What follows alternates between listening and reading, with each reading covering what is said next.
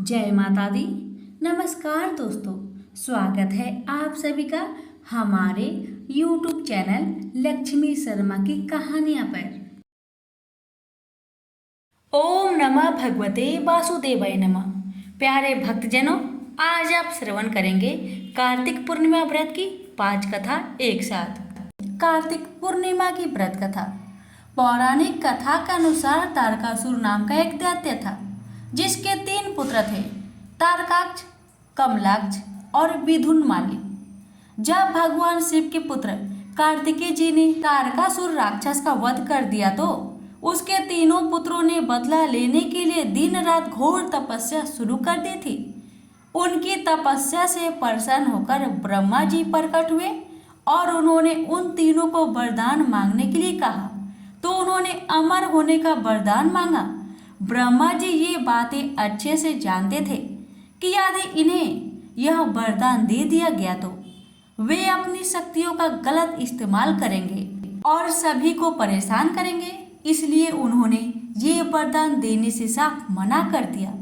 ब्रह्मा जी ने उनसे कोई अन्य वरदान मांगने को कहा, तो उन्होंने कहा कि उनके नाम का एक नगर बसाया जाए और जब भी कोई उनका वध करना चाहे तो सिर्फ एक तीर से तीनों का अंत एक साथ कर सके। इस पर ब्रह्मा जी ने तथास्तु कह दिया। वरदान प्राप्त करने के बाद तारकासुर के तीनों पुत्रों ने तीनों लोकों पर कब्जा कर लिया और उसने देवताओं पर अत्याचार शुरू कर दिया।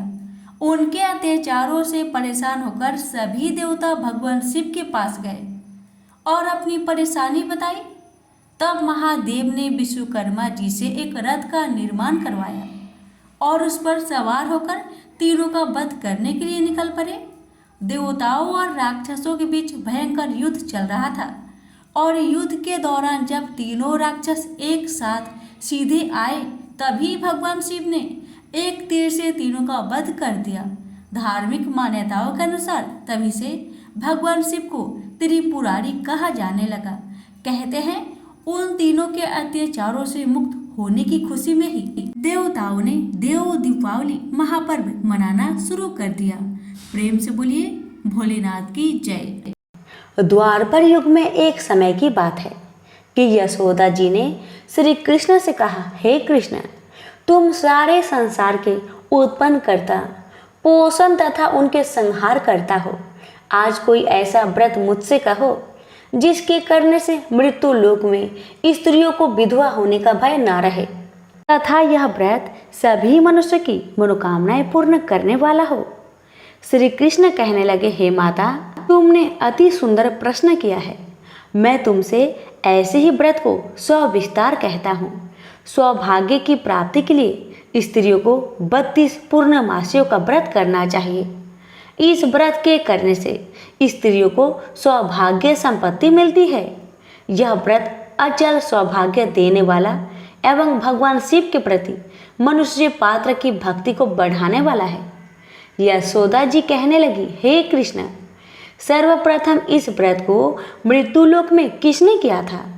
इसके विषय में विस्तार पूर्वक मुझसे कहो।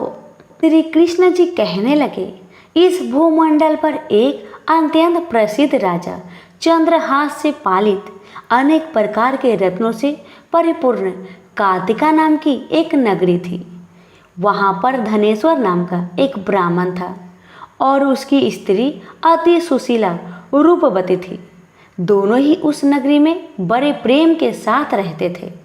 घर में धन्य धान्य आदि की कमी नहीं थी। उनको एक बड़ा दुख था कि उनका कोई संतान नहीं थी। इस दुख से वह अत्यंत दुखी रहते थे। एक समय एक बड़ा तपस्वी योगी उस नगरी में आया। वह योगी उस ब्राह्मण के घर को छोड़कर अन्य सब घरों से भिक्षा लाकर भोजन किया करता, लेकिन रूपवती से वह भिक्षा नहीं लिया करता था। उस योगी ने एक दिन रूपवती से भिक्षा ना लेकर किसी अन्य घर से भिक्षा लेकर गंगा किनारे जाकर भिक्षान्न को प्रेम पूर्वक खा रहा था कि धनेश्वर ने योगी का यह सब कार्य किसी प्रकार से देख लिया। अपनी भिक्षा के अनादर से दुखी होकर धनेश्वर योगी से बोला, महात्मन, आप सब घरों से भिक्षा लेते हैं, हमने देखा है, परंतु आप मेरे घर से भिक्षा कभी नहीं लेते, इसका क्या कारण है? योगी ने कहा, निसंतान के घर की भीख पतितों के अन्न के तुल्य होती है, और जो पतितों का अन्न खाता है वह भी पतित हो जाता है। चूंकि तुम निसंतान हो, अतः पतित हो जाने के भय से मैं तुम्हारे घर से भिक्षा नहीं लेता हूँ। धनेश्वर यह बात सुनकर अपने मन में बहुत दुखी हुआ और हाथ जोड़कर योगी के पैर पर गिर पड़ा तथा अंतर्भाव से कहने लगा, हे महाराज, यदि ऐसा है तो आप मुझको पुत्र प्राप्ति का कुछ उपाय बतलाइए। आप सर्वज्ञ हैं, मुझ पर अवश्य ही यह कृपा कीजिए। धन की मेरे घर में कोई कमी नहीं, परंतु मैं पुत्र न होने के कारण बहुत दुखी रहता हूँ। आप मेरे इस दुख का हरण करें, आप सामर्थ्यवान हैं। यह सुनकर योगी कहने लगे, हे ब्राह्मण, तुम चंडी माता की आराधना करो। घर आकर उसने अपने स्त्री से सब वृत्तांत कहा और स्वयं तप के लिए निमित्त वन में चला गया। वन में जाकर उसने चंडी माता की उपासना की। चंडी माता ने 16वें दिन उसको सपने में दर्शन दिया और कहा, हे धनेश्वर, जा तेरा पुत्र होगा, परंतु वह 16 वर्ष की आयु में ही मृत्यु को प्राप्त हो जाएगा। यदि तुम दोनों स्त्री पुरुष 32 पूर्णमासियों का व्रत विधि पूर्वक करोगे तो वह दीर्घायु होगा। जितनी तुम्हारी सामर्थ्य हो, आटे के दिए बनाकर शिव जी का पूजन करना, परंतु पूर्णमासी को 32 जो जाने चाहिए। प्रातःकाल होने पर इस स्थान के समीप ही तुम्हें एक आम का वृक्ष दिखाई देगा। उस पर तुम चढ़कर एक फल तोड़कर शीघ्र अपने घर को चले जाना। अपनी स्त्री से सब वृत्तांत कहना। ऋतु स्नान के पश्चात वह स्वच्छ होकर श्री शंकर जी का ध्यान करके उस फल को खा लेगी। तब शंकर भगवान की कृपा से उसको गर्भ ठहर जाएगा।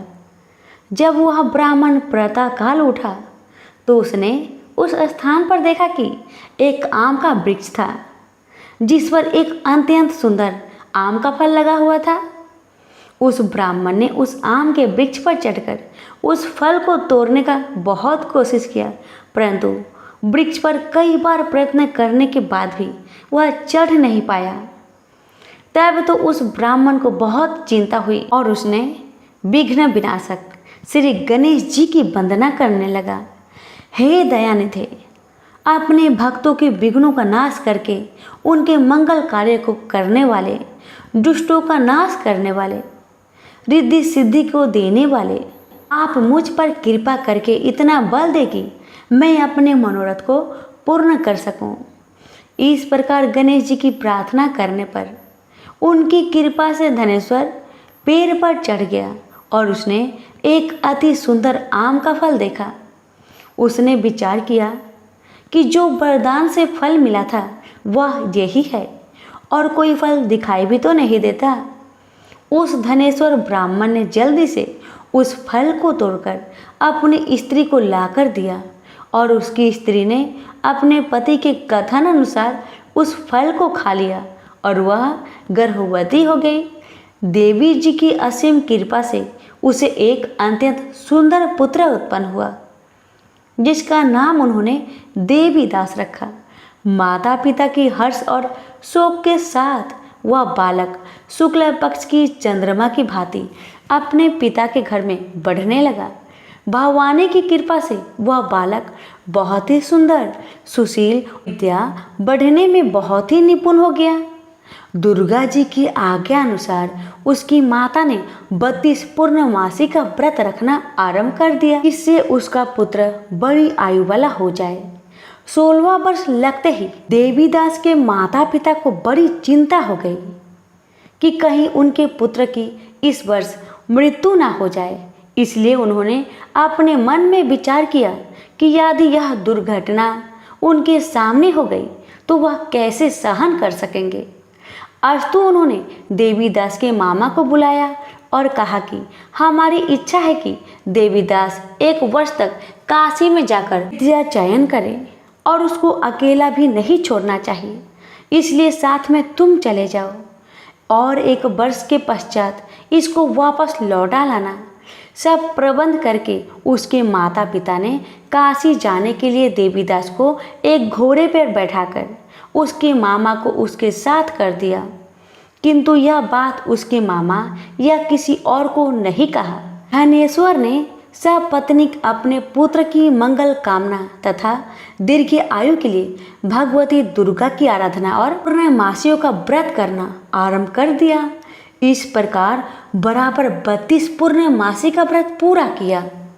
कुछ समय पश्चात एक दिन वह दोनों मामा और भांजा मार्ग में रात्रि बिताने के लिए किसी ग्राम में ठहरे हुए थे। उस दिन उस गांव में एक ब्राह्मण की अत्यंत सुंदरी, सुशीला, विदुषी और गुणवती कन्या का विवाह होने वाला था। जिस धर्मशाला के अंदर वर और उसकी बारात ठहरी हुई थी, उसी धर्मशाला में देवीदास और उसके मामा भी ठहरे हुए थे।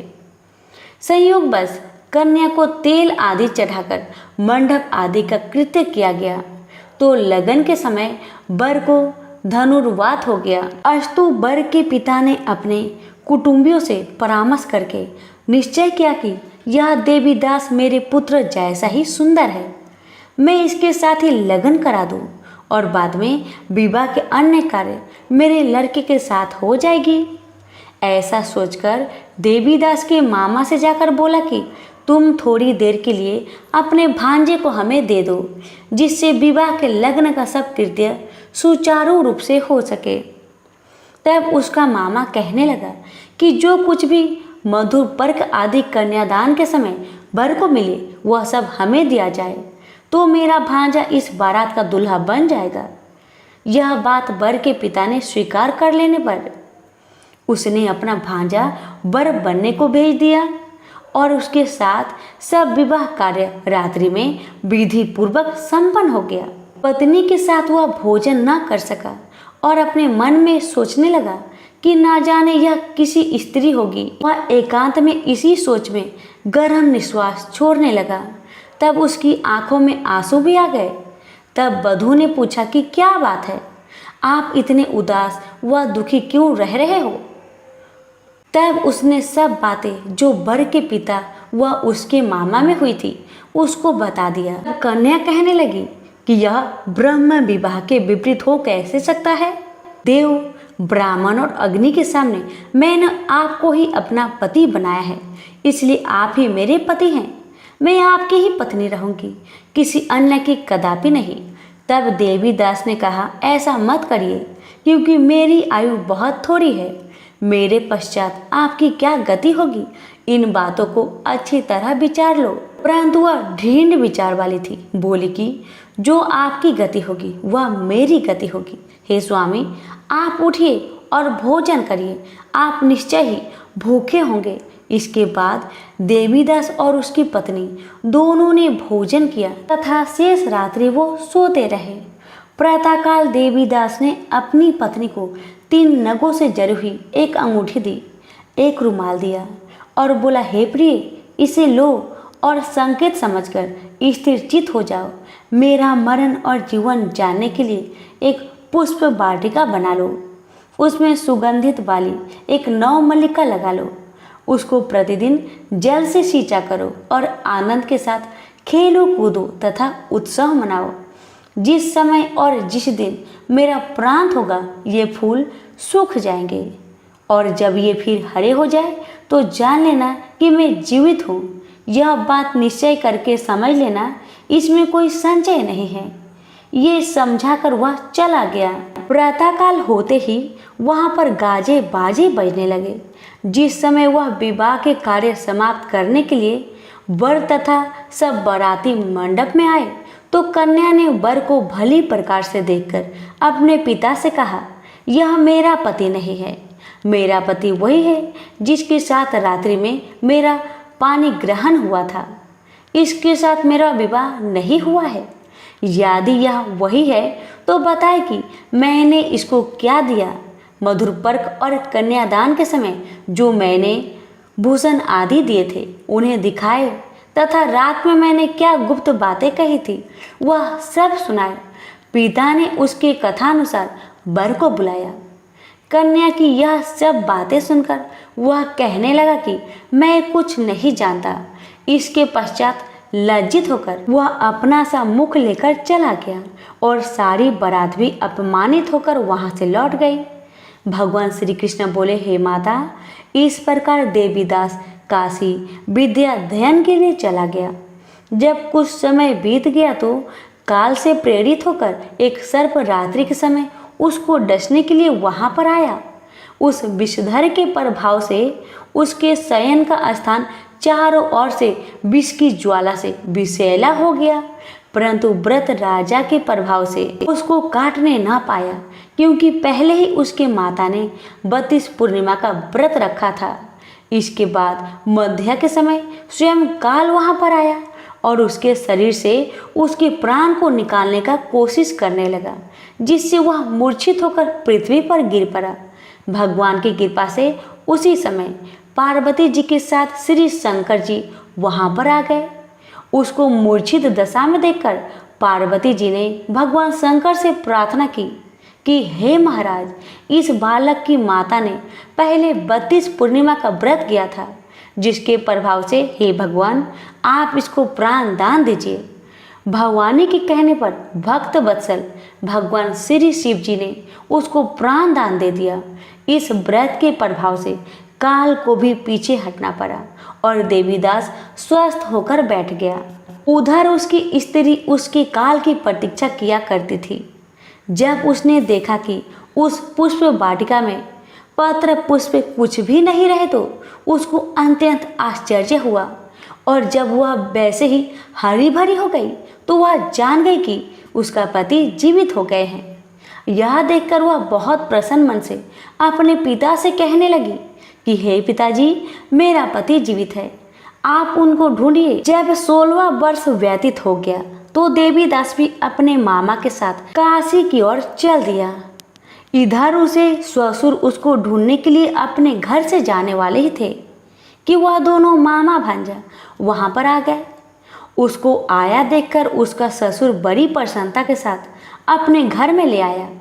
उस समय नगर के निवासी भी वहां इकट्ठा हो गए और सबने निश्चय किया कि अवश्य ही इसी बालक के साथ इस कन्या का विवाह हुआ था। उस बालक को जब कन्या ने देखा तो पहचान लिया और कहा, हाँ, ये वही हैं जो संकेत करके गया था। तदुपरांत सभी कहने लगे कि भला हुआ जो यह आ गया, और सब नगर वासियों ने आनंद मनाया। कुछ दिन बाद देवीदास अपनी पत्नी और मामा के साथ अपने ससुर के घर से बहुत सा उपहार लेकर अपने घर के लिए प्रस्थान किया। जब वह अपने गांव के निकट आ गया तो कई लोगों ने उसको देखकर उसके माता पिता को पहले ही जाकर खबर दे दी कि तुम्हारा पुत्र देवीदास अपनी पत्नी और मामा के सहित घर पधार रहा है।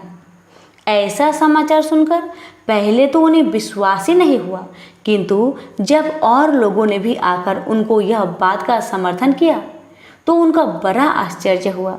लेकिन थोड़ी देर में देवीदास ने आकर अपने माता पिता के चरणों में अपना सिर रखकर प्रणाम किया और उसकी पत्नी ने अपने सास ससुर के चरण को स्पर्श किया तो माता पिता ने अपने पुत्र और पुत्र वधू को अपने हृदय से लगा लिया और दोनों की आंखों में प्रेम अश्रु बह चले। अपने पुत्र और पुत्र वधू के आने की खुशी में धनेश्वर ने बड़ा भारी उत्सव किया और ब्राह्मण को भी बहुत सी दान दक्षिणा देकर प्रसन्न किया। श्री कृष्ण जी कहने लगे, इस प्रकार धनेश्वर 32 पूर्णिमाओं के व्रत के प्रभाव से पुत्रवान हो गया। जो भी स्त्रियां इस व्रत को करती है वे जन्म जन्मांतर में वैधव का दुख नहीं भोगती और सदैव भाग्यशाली रहती है।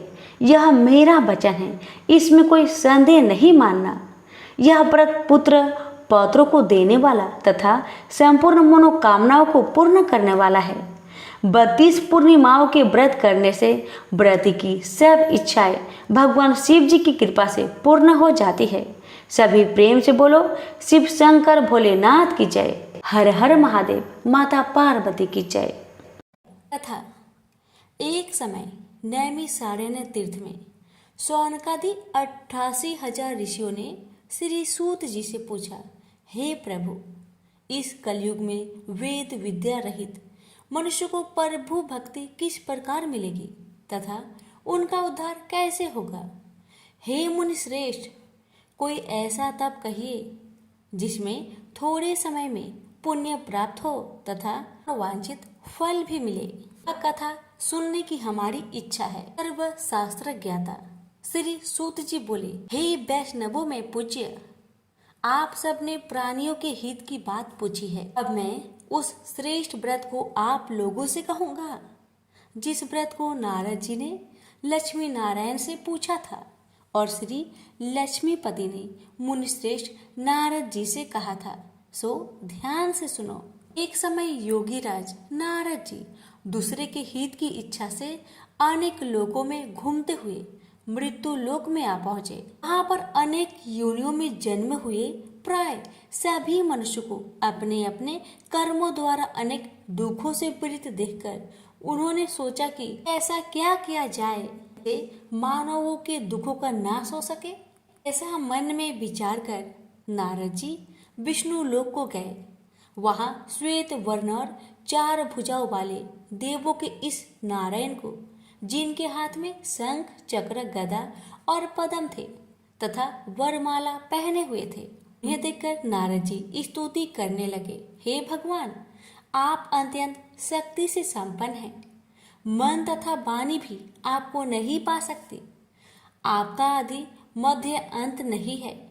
निर्गुण स्वरूप सृष्टि के कारण भक्तों के दुखों को नष्ट करने वाले हैं। आपको मेरा नमस्कार है। नारद जी से इस प्रकार की स्तुति सुनकर विष्णु भगवान बोले, हे मुनि श्रेष्ठ, आपके मन में क्या है? आपका किस काम के लिए यहाँ आगमन हुआ है? वो सब निसंकोच कहिए। तब नारद मुनि बोले, मृत्यु लोक में सब मनुष्य जो अनेक योनि में पैदा हुए हैं अपने अपने कर्मों द्वारा अनेक प्रकार के दुखों से दुखी हो रहे हैं। हे नाथ, मुझ पर दया रखते हैं तो बताइए कि उन मनुष्य के सब दुख थोड़े से प्रयत्न से कैसे दूर हो सकते हैं। श्री भगवान जी बोले, हे नारद, मनुष्यों की भलाई के लिए तुमने बहुत ही अच्छी बात पूछी है, जिसके करने से मनुष्य मोह से छूट जाता है। वह मैं कहता हूँ, सुनो। पुण्य देने वाला स्वर्ग तथा मृत्यु लोक दोनों में दुर्लभ एक उत्तम व्रत है। आज मैं प्रेमवश होकर तुमसे कहता हूँ, श्री सत्यनारायण भगवान का व्रत अच्छी तरह विधान पूर्वक करके मनुष्य तुरंत ही यहाँ सुख भोग कर मरने पर मोक्ष को प्राप्त होता है। कि भगवान के वचन सुनकर नारद मुनि बोले कि उस व्रत का फल क्या है, क्या विधान है, किसने यह व्रत किया था और किस दिन यह व्रत करना चाहिए, विस्तार से कहिए। भगवान बोले, दुख शोक आदि को दूर करने वाला, धन धान्य को बढ़ाने वाला, सौभाग्य तथा संतान को देने वाला यह व्रत सब स्थानों पर विजयी करने वाला है। भक्ति और श्रद्धा के साथ किसी भी दिन मनुष्य श्री सत्यनारायण जी की शाम के समय ब्राह्मणों और बंधुओं के साथ धर्म परायण होकर पूजा करे। भक्ति भाव से निवत केले का फल, घी, दूध और गेहूं का चूर्ण सवाया ले। गेहूं के अभाव में साठी का चूर्ण, शक्कर तथा गुड़ ले और सब भक्षण योग पदार्थ जमा करके भगवान को अर्पित करे तथा बंधु बांधवों सहित ब्राह्मणों को भोजन कराए। उसके पश्चात स्वयं भोजन करे। नित्य गीत आदि का आचरण कर श्री सत्यनारायण भगवान का स्मरण करता हुआ समय व्यतीत करे। इस तरह व्रत करने पर मनुष्य की इच्छा निश्चय पूरी होती है। विशेषकर कली काल में मृत्यु लोक पर यही मोक्ष का सरल उपाय है। तो बोलिए सत्यनारायण भगवान की जय। श्री सत्यनारायण व्रत कथा का प्रथम अध्याय संपूर्ण हुआ। श्रीमन नारायण नारायण नारायण, भजमन नारायण नारायण नारायण। श्री सत्यनारायण भगवान की जय। अब सुनिए दूसरा अध्याय। सूत जी बोले, हे ऋषियों, जिसने पहले समय में इस व्रत को किया है उसका इतिहास कहता हूँ, ध्यान से सुनो। सुंदर काशीपुरी नगरी में एक अत्यंत निर्धन ब्राह्मण रहता था। वह भूख प्यास से बेचैन हुआ नित्य पृथ्वी पर घूमता था। ब्राह्मणों से प्रेम करने वाले भगवान ने ब्राह्मण का रूप धारण कर उसके पास जाकर आदर के साथ पूछा, हे ब्रीप, नित्य दुखी हुआ पृथ्वी पर क्यों घूमता है? दीन ब्राह्मण बोला, मैं निर्धन ब्राह्मण हूँ, भिक्षा के लिए पृथ्वी पर फिरता हूँ। हे भगवान, यदि आप इसका उपाय जानते हैं तो कृपा करके कहिए। वृद्ध ब्राह्मण बोला कि सत्यनारायण भगवान मनोवांछित फल देने वाले हैं, इसलिए हे ब्राह्मण, तू उनका पूजन कर, जिसके करने से मनुष्य सब दुखों से मुक्त हो जाता है। ब्राह्मण को व्रत का सारा विधान बतलाकर बूढ़े ब्राह्मण का रूप धारण करने वाले श्री सत्यनारायण भगवान अंतर ध्यान हो गए। जिस व्रत को वृद्ध ब्राह्मण ने बतलाया है मैं उसको करूंगा, यही निश्चय करने पर उसे रात में नींद नहीं आई। वह सवेरे उठ सत्यनारायण भगवान के व्रत का निश्चय कर भिक्षा के लिए चला। उस दिन उसको भिक्षा में बहुत धन मिला। इससे बंधु बांधवों के साथ उसने श्री सत्यनारायण का व्रत किया। इसके करने से वह ब्रीप सब दुखों से छूटकर अनेक प्रकार की संपत्ति से युक्त हुआ। उस समय से वह ब्रीप हर मास व्रत करने लगा। इस तरह सत्यनारायण भगवान के व्रत को जो करेगा वह सब पापों से छूटकर मोक्ष को प्राप्त होगा। जो पृथ्वी पर श्री सत्यनारायण भगवान का व्रत करेगा वह मनुष्य सब दुखों से छूट जाएगा। इस तरह नारद जी से नारायण जी का कहा हुआ यह व्रत मैंने तुमसे कहा। हे ब्रीपो, मैं अब और क्या कहूँ? ऋषि बोले, हे मुनिवर, संसार में उस ब्रीप से सुनकर और किस किस ने इस व्रत को किया हम वह सुनना चाहते हैं। इसके लिए हमारे मन में श्रद्धा है। सूत जी बोले, हे मुनियो, जिसने इस व्रत को किया है वह सब सुनो। एक समय वह ब्रीप धन और ऐश्वर्य के अनुसार बंधु बांधवों के साथ व्रत करने को तैयार हुआ। उसी समय एक लकड़ी बेचने वाला बूढ़ा आदमी आ गया और बाहर लकड़ियां को रखकर ब्रीप के मकान में गया। प्यास से दुखी लकड़हारा उनको व्रत करते देखकर ब्रीप को नमस्कार कर कहने लगा कि आप यह क्या कर रहे हैं और इसके करने से क्या फल मिलता है, कृपया मुझसे कहिए। ब्राह्मण ने कहा, सब मनोकामनाओं को पूरा करने वाला यह श्री सत्यनारायण भगवान का व्रत है। इसकी ही कृपा से मेरे यहाँ धन्य धान्य आदि की वृद्धि हुई है। ब्रीप से इस व्रत के बारे में जानकर लकड़हारा बहुत प्रसन्न हुआ। चरणामृत ले और प्रसाद खाने के बाद अपने घर को गया। लकड़हारे ने अपने मन में इस प्रकार का संकल्प किया कि आज ग्राम में लकड़ी बेचने से जो धन मिलेगा उसी से मैं श्री सत्यनारायण भगवान का उत्तम व्रत करूंगा। यह मन में विचार कर वह बूढ़ा आदमी लकड़ियां अपने सिर पर रखकर जिस नगर में धनवान लोग रह रहे थे ऐसे सुंदर नगर में गया। उस रोज वहां पर उसे उन लकड़ियों का दाम पहले दिनों से चौगुना मिला। वह बूढ़ा लकड़हारा दाम ले और अति प्रसन्न होकर पके केले की फली, शक्कर, घी, दूध, दही और गेहूं का चूर्ण इत्यादि श्री सत्यनारायण भगवान के व्रत की कुल सामग्रियों को लेकर अपने घर गया। फिर उसने अपने भाई बंधुओं को बुलवाकर विधि के साथ भगवान जी का पूजन और व्रत किया। उस व्रत के प्रभाव से वह बूढ़ा लकड़हारा धन पुत्र आदि से युक्त हुआ और संसार के समस्त सुख भोगकर बैकुंठ को चला गया। श्री सत्यनारायण व्रत कथा का दूसरा अध्याय संपूर्ण। श्रीमन नारायण नारायण नारायण, भज मन नारायण नारायण नारायण। श्री सत्यनारायण भगवान की जय। सुनिए तीसरा अध्याय। सूत जी बोले, हे श्रेष्ठ मुनियों, अब आगे की कथा कहता हूँ। पहले समय में उल्का मुख नाम का एक बुद्धिमान राजा था। वह सत्यवक्ता और जितेंद्रिय था। प्रतिदिन देव स्थानों पर जाता तथा गरीबों को धन देकर उनका कष्ट को दूर करता था। उसकी पत्नी कमल के समान मुख वाली और सती साध्वी थी। भद्रशिला नदी के तट पर उन दोनों ने श्री सत्यनारायण भगवान का व्रत किया। उस समय वहां एक साधु नामक वैश्य आया। उसके पास व्यापार के लिए बहुत सा धन था। राजा का व्रत करते हुए देखकर वह विनय के साथ पूछने लगा, हे राजन, भक्ति युक्त चित्त से आप क्या कर रहे हैं? मेरी सुनने की इच्छा है, सो आप यह मुझे बताइए। राजा बोला, हे साधु, अपने बांधवों के साथ पुत्र आदि की प्राप्ति के लिए एक महाशक्तिमान श्री सत्यनारायण भगवान का व्रत व पूजन किया जा रहा है। राजा के वचन सुनकर साधु आदर से बोला, हे राजन, मुझसे इस सब का विधान कहो, मैं भी आपके कथानुसार इस व्रत को करूंगा। मेरे भी कोई संतान नहीं है और इससे निश्चय ही होगी। राजा से सब विधान सुन व्यापार से निवृत्त हो वह आनंद के साथ घर गया।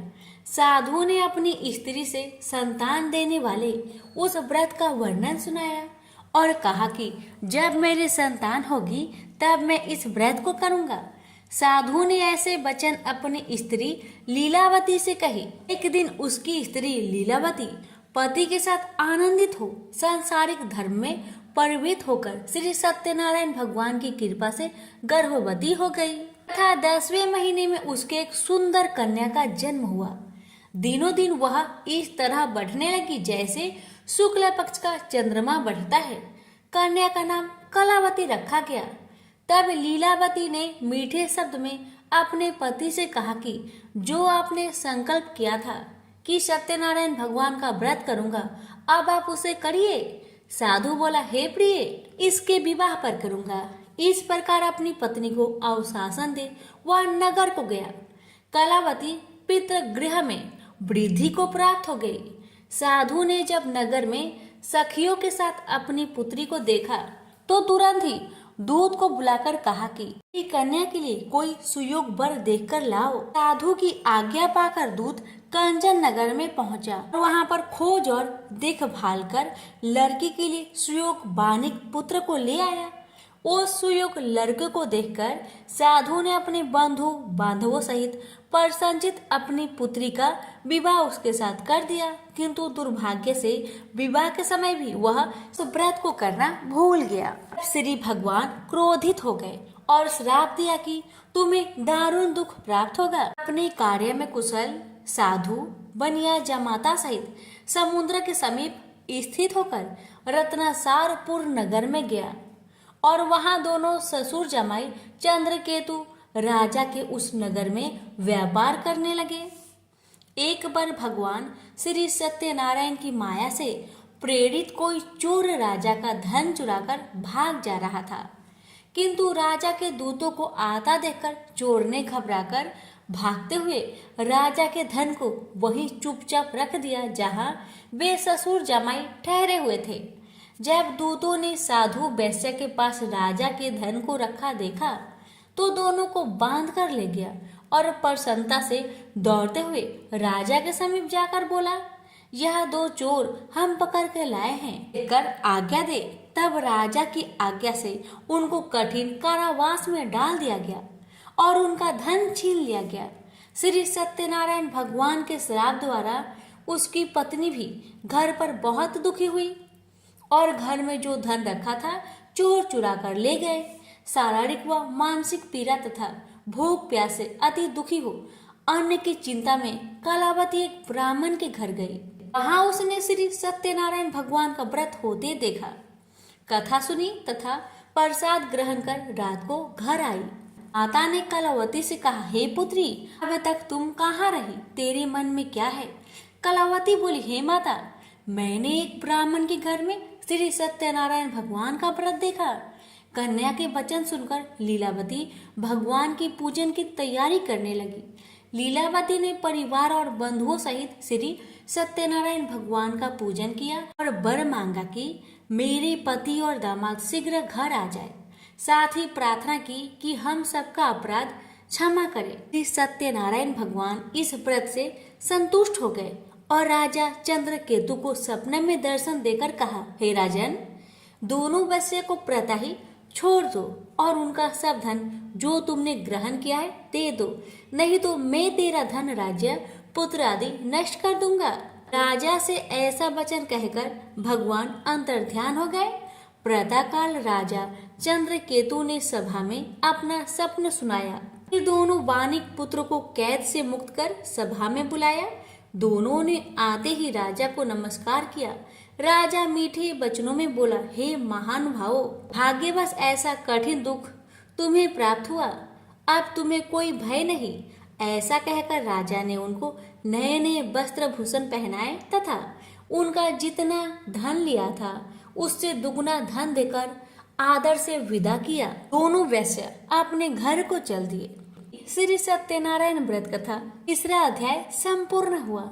श्रीमन नारायण नारायण नारायण, भज मन नारायण नारायण नारायण। श्री सत्यनारायण भगवान की जय। अब सुनिए चतुर्थ अध्याय। जी बोले, वैश्य ने मंगलवार करके यात्रा आरंभ की और अपने नगर को चल दिए।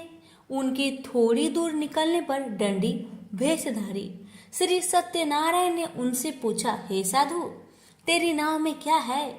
अभिमानी वानिक हंसता हुआ बोला, हे दंडी, आप क्यों पूछते हो? क्या धन लेने की इच्छा है? मेरी नाव में तो बेल और पत्ते भरे हैं। वैश्य का कठोर वचन सुनकर श्री भगवान ने कहा, तुम्हारा वचन सत्य हो। दंडी ऐसा कहकर वहां से दूर चले गए। कुछ दूर जाकर समुद्र के किनारे बैठ गए। दंडी की जाने पर वैश्य ने नित्य क्रिया करने के बाद नाव को ऊंची उठी देखकर अचंभा किया तथा नाव में बेल पत्ते आदि देकर मूर्छित हो गया, जमीन में गिर पड़ा।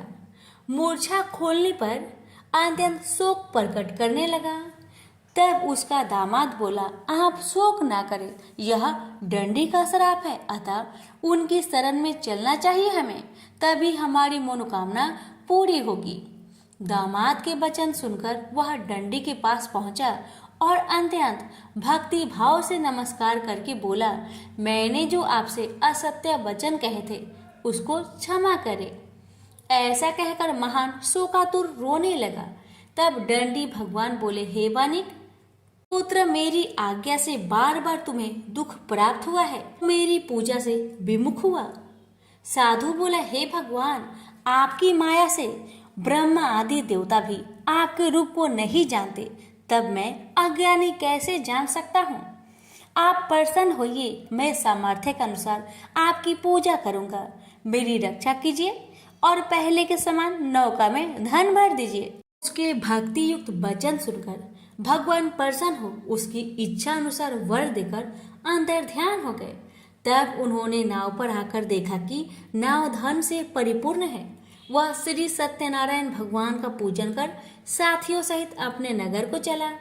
जब अपने नगर के निकट पहुंचा तब दूत को घर भेजा। दूत ने साधु के घर जा उसकी स्त्री को नमस्कार कर कहा, साधु अपने दामाद सहित इस नगर के समीप आ गए हैं। ऐसा वचन सुन साधु की स्त्री ने बड़े हर्ष के साथ सत्यनारायण भगवान का पूजन कर पुत्री से कहा, मैं अपने पति के दर्शन को जाती हूँ, तू कार्य पूर्ण कर शीघ्र आ। माता के ऐसे वचन सुनकर कलावती प्रसाद छोड़कर जल्दी में पति के पास गई। साथ की अवज्ञा के कारण श्री सत्यनारायण भगवान रुष्ट हो के पति को नाव सहित पानी में डुबो दिया। कालावती अपने पति को न देखकर रोती हुई जमीन पर गिर गई। इस तरह नौका को डूबा हुआ तथा कन्या को रोता हुआ देख साधु दुखी होकर बोला, कि प्रभु, मुझसे या मेरे परिवार से जो भूल हुई उसे क्षमा करो। उसके दीन वचन सुनकर श्री सत्यनारायण भगवान प्रसन्न हो गए और आकाशवाणी हुई, हे साधु, तेरी कन्या मेरे प्रसाद को छोड़कर आई है, इसलिए उसका पति अदृश्य हुआ है। यदि वह घर जाकर प्रसाद खाकर लौटे तो उसे पति अवश्य मिलेगा। ऐसी आकाशवाणी सुनकर कलावती ने घर पहुंचकर प्रसाद खाया और आकर पति के दर्शन किए। तत्पश्चात साधु ने बंधु बांधवों सहित श्री सत्यनारायण भगवान का विधि पूर्वक पूजन किया। इस लोक का सुख भोग कर अंत में स्वर्ग लोक को गया। श्री सत्यनारायण व्रत कथा चतुर्थ अध्याय संपूर्ण हुआ। श्रीमन नारायण नारायण नारायण, भज मन नारायण नारायण नारायण। श्री सत्यनारायण भगवान की जय। आप सुनिए पंचम अध्याय। जी बोले, हे ऋषियों, मैं और भी कथा कहता हूँ, सुनो। प्रजा पालन में लीन तुंगवच नाम का एक राजा था। उसने भी भगवान का प्रसाद त्याग कर बहुत दुख पाया। एक समय वन में जाकर वन्य पशुओं को मारकर बर के पेड़ के नीचे आया। वहां उसने ग्वालों को भक्ति भाव से बांधवों सहित श्री सत्यनारायण का पूजन करते देखा। राजा देखकर भी अभिमानवश वहां नहीं गया और ना ही नमस्कार किया। जब ग्वालों ने श्री भगवान का प्रसाद उसके सामने रखा तो वह प्रसाद त्याग कर अपनी नगरी को चला गया। वहां उसने अपना सब कुछ नष्ट पाया तो वह जान गया कि यह सब भगवान ने किया है। तब वह विश्वास कर ग्वालों के समीप गया और विधि पूर्वक पूजन कर प्रसाद खाया तो श्री सत्यनारायण भगवान की कृपा से सब कुछ पहले जैसा ही हो गया। दीर्घ काल तक सुख भोग कर मरने पर स्वर्ग को गया। जो मनुष्य परम दुर्लभ व्रत को करेगा, भगवान की कृपा से उसे धन्य धान्य की प्राप्ति होगी। निर्धन धनी और बंदी बंधन से मुक्त होकर निर्भय हो जाता है। संतानहीनों को संतान प्राप्त होती है तथा सब मनोरथ पूर्ण होता है। अंत में बैकुंठ धाम की प्राप्ति होती है। जिन्होंने पहले इस व्रत को किया, अब उनके दूसरे जन्म की कथा कहता हूँ। वृद्ध सनातन ब्राह्मण ने सुदामा का जन्म लेकर मोक्ष पाया। लकड़हारे ने अगले जन्म में निषाद बनकर मोक्ष प्राप्त किया।